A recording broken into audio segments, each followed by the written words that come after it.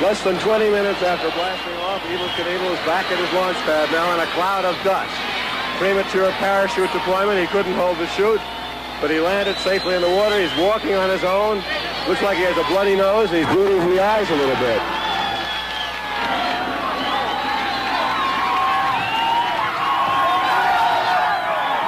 How do you feel, Tiger? I love Evel. Oh, I don't know, Julie. How rough was the landing? Two or three shells and bounced down, but I was strapped in so tight that came through it all right. I don't know what happened. You lost the spring? You couldn't hold the spring? It went sideways. It turned. Now, I don't know what happened down here, but Ron and Bob both told me if I saw the canyon wall and not the sky, for Christ's sake, to let it go. And when it turned, I let her fly. I didn't know what had happened. It just about knocks you out, Jules, when it takes... How were you rescued, though? How were you rescued, Evel?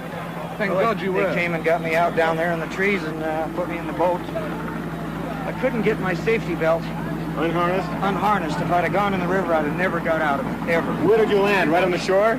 Well, I landed into the wall on this side and then bounced down.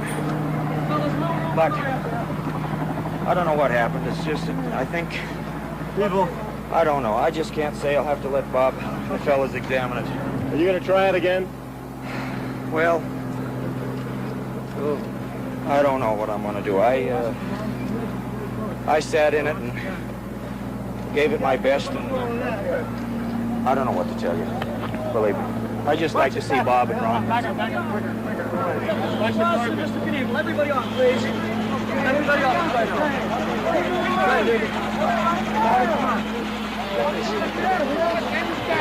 Okay, everybody on. No, you're here. You held on perfect. Flew up on the ramp. You did it. He told me if it got upside down and I saw the canyon wall below the chute, and I did it. I don't know why. No, it blew on the ramp. Just like last time. Take it easy with him. What happened? It blew on the ramp? It blew on the... Stop it. You gotta hurt his head. What happened to it? It let go just like the other one, but apparently it was a completely different cause. I had my leg on top of it, my hand back. You didn't let go to the right here until I saw the thing. And then you let go of it. Then you let go. And I pushed it. I can't understand what made it turn upside down. Oh, well, it was kind of a slow roll. But you didn't do a damn thing wrong. The can is still on the thing. It Blew off right there on the lawn. Blew off by accident? Yeah, it was our fault. Yeah. That's what it is. It's not your fault. It's Yes, it is. We should have run one more test. All right.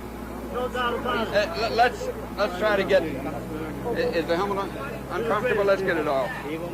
All right.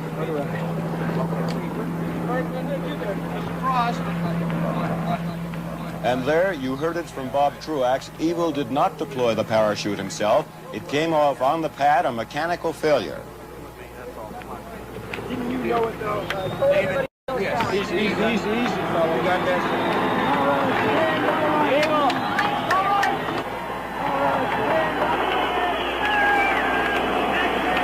There's Evel about to be embraced by his father, Robert Knievel Sr.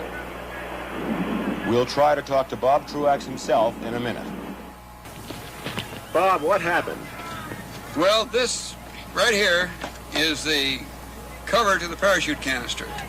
It obviously came loose much too soon, right on the pad, because it was impaled on this part, which goes up the rocket nozzle. So it must have detached immediately, either because of a pressure differential between the forward and after side of it created by the rocket jet, or because the weight of the parachute and the G's, the inertia of it, caused it to pull the lid off the can. This cover wasn't supposed to come off until he was at apogee at 2,500 feet when he released the parachute, right? That's right. And so the rocket went up, the engine thrusting madly, and the parachute dragging behind and trying to slow it down. It trailed right out. Yes, it deployed immediately. What you're saying is that the force of the G's at liftoff and the suction created by the engine slipstream probably pulled this off. That's our best guess at this time. And so the emotional, traumatic Sunday at the Snake River Canyon had reached its end, not the way Evel had hoped, nor the way some people had feared. Through the wind and the dust, he descended to where his wife Linda was waiting for him. In the background, the cheers continued from the more than 33,000 by official count that paid to see the attempt and obviously were still behind him. All of this last Sunday, Jules, I think you had a question just before we went away. Right. Evel, here we are a few moments before launch. The knot in your stomach was just about to go away, that knot you'd awakened with every morning you mentioned to me. What was the actual punch, the thrust of the rocket like as you started up the ramp? When I hit the fire button, I had one hand wrapped down around behind me on the webbing underneath my seat, and I had my knee over the firing gun and my arm that held the parachute. I had that blocked off. When I punched that fire button and that thing hit, I saw the flag coming right at me, the American flag, and it went underneath me, and all I saw was blue sky, but then I lost all perspective. I may have blacked out, I don't know. But I did come to with that jolt, and it was like brakes being put on, and I was upside down, and I saw the canyon underneath me, and I looked at the stopwatch they had strapped to my leg, and I saw that there was only 9 or 10 seconds gone by.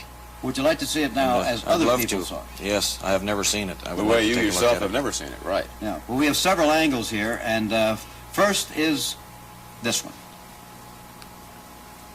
This is a slow motion shot, Slow I guess, motion. of the Yep. takeoff. Look at that chute come out behind that thing. And you can see clearly the chute did come out on the pad, Evel, long before you could have Well, released Jules, it. I never fired it. I'll tell you that. I never had a chance. There's no doubt about that in anyone's mind who was there and saw the parachute can cover afterward. Here she is starting to roll over on her side. One complete roll to the right, and then the main chute, pulled out by the drogue chute, is deployed, and you're heading down. What did it feel like at this moment?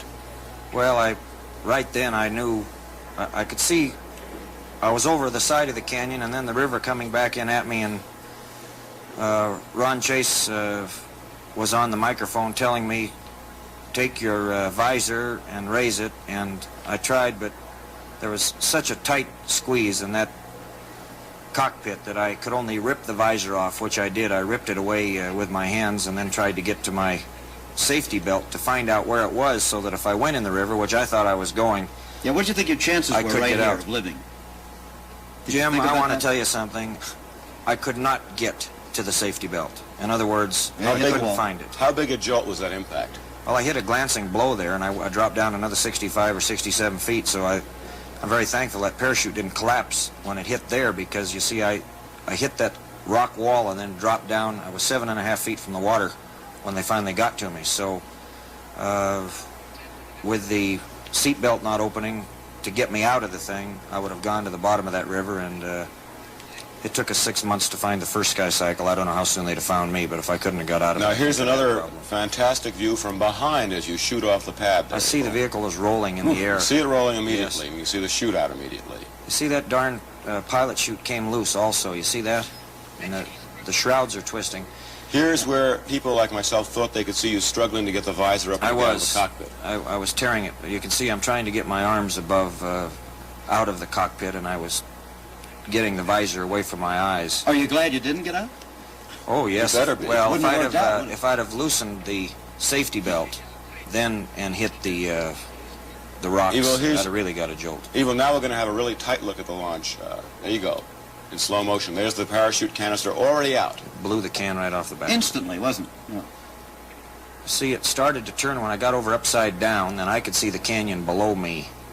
And here's where I felt the brakes. I didn't know what had happened. I just couldn't figure out what the hell had happened, because my knee and my hand were frozen on the ejection system. I just didn't know if I'd blacked out or if I was Watch going into closely, the and you canyon. can see or your what. arms there the way you were trying to get out, right there. I wasn't trying to get out. I was Trying just to trying to rip my visor off and trying to get my safety strap in hand, so that if I went into the water, I could have a chance to get out of the thing. But So you at no time planned to jump out of it? we thought we were going to go across. Bob Truax came to me and said, Evel, if you want to call this thing off, you don't owe me a dime. And we all looked at each other and smiled, and Ron and Bill Sproul and Facundo Campoy, they all said, Evel, you're going to make it, and I got in it with that thought in mind. That's all there is to it. Why didn't you want to use the personnel chute?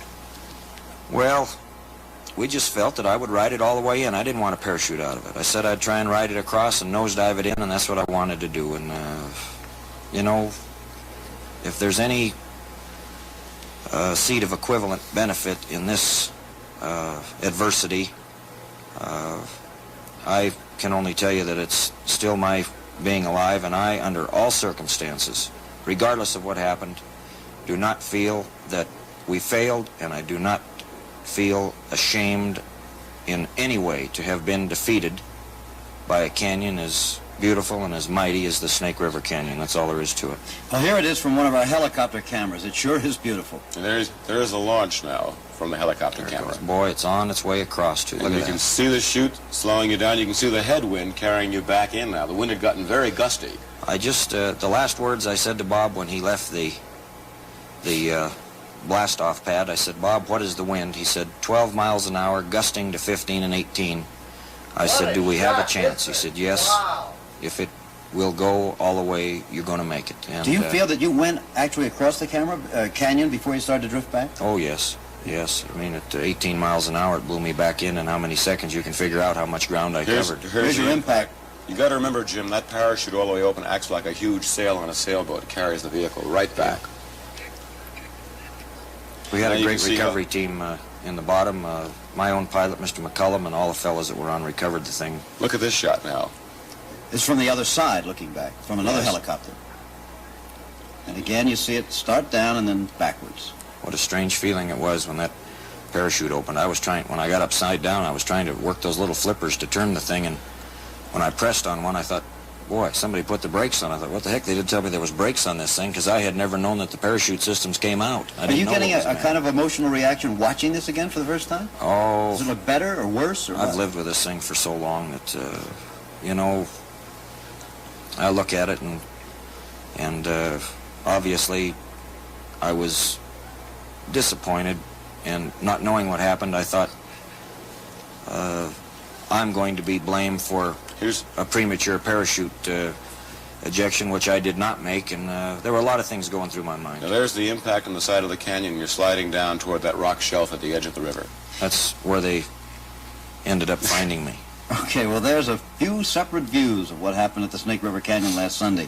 In another minute, we'd like to ask you some personal questions about Evel Knievel, the man, how you feel, and so forth. We'll be right back. Would you do it again? I am a motorcycle jumper, not a sky cycle jumper.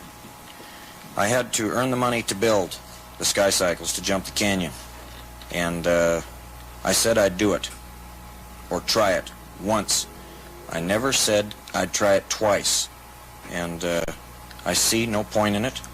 I don't feel that the canyon defeated us, and I think I'll withdraw for a while, but maybe you have not heard the last of Evel Knievel.